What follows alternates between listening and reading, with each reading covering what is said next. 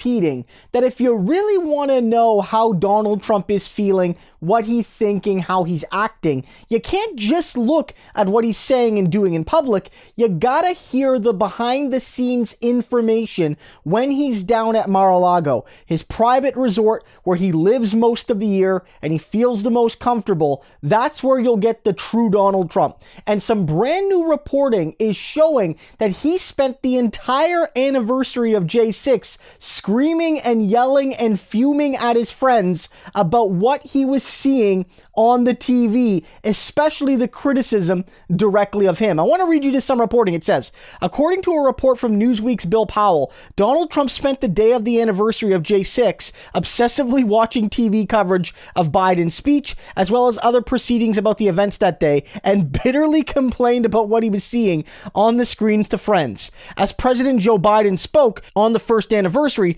Donald Trump was fuming. From his Mar-a-Lago estate, he watched as Biden lambasted him, blaming him directly for the unrest, branding him as nothing less than a threat to American democracy. The report states before adding, Trump had known what was coming. The report notes that he expected Biden and the media to savage him on the anniversary, not because he deserved it. Close friends and political allies of the former president still say he angrily rejects any culpability for the riot, but because, as he told one friend, it's all they've got. That's all they've got. That's all they've got. All they've got is that we tried to overthrow the government, that we tried to perform a coup on the government, we tried to change election results, and tried to install myself as dictator. That's all they got. That's all they got. According to one Mar-a-Lago Trump friend, Trump said they can't talk about anything else because their guy is... Their guy is such a disaster. They're the same guy. It's the same policies. The only thing different is Trump may not have pulled out of Afghanistan, and Biden probably would not try to overthrow the government.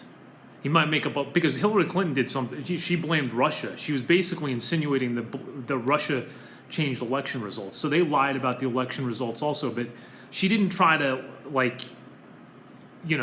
dispute the election results to the point where she was trying to change them and install herself as president. My goodness, Donald Trump really spent the entire day whining and complaining and fuming and yelling and screaming to his friends, to his guests, probably the person that brings him his Diet Coke on the silver platter, all about the coverage of that day. This guy is a victim. He's trapped in his own past. He is trapped in a prison of his own past. And even though he's ostensibly a billionaire and could do whatever he wants and get whatever he wants, he's just absolutely stuck on just watching the news and stewing in his own failure and his own anger. And again, this is the true Donald Trump. He likes to exude confidence. He likes to exude this idea that none of this really bothers him because at the end of the day, he knows he's right. He says that his people did nothing wrong, that he did nothing wrong, that he's right to complain about the last election, that his big lie is actually the big truth, all of those sorts of things. But we see here behind the scenes, and yesterday we talked a bit about it through his press releases where he was letting that anger ooze out onto the page. It just shows a man that has absolutely nothing but his anger. So even when he's at his luxury resort, surrounded by his loyal staff, surrounded by his friends, surrounded by guests at the club that largely like him,